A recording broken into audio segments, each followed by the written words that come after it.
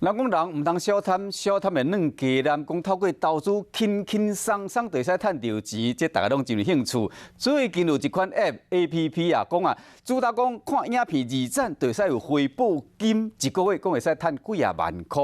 这款的投资方法，先讲吸引真侪民众来你投资，乖乖纳钱变成会员。记者就实际去问刑事局，发现讲这如果是诈骗。这集团伫作怪，安怎讲呢？今仔7月份民众受骗的金额就400万块。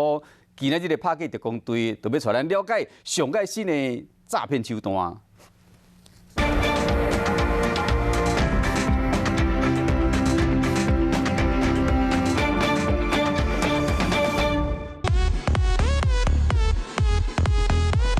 看抖音，趁现金。只要把这个 App 点开，随便选一个任务，入去抖音的页面，看影片了后，试一个赞，钱就马上入来，而且同一天就当摕到奖金。听起来真轻松，这投资改成袂歹，所以足侪人拢一直试赞。但是敢真正遐尼好康？但是这来问刑事局，其实这是骗人的。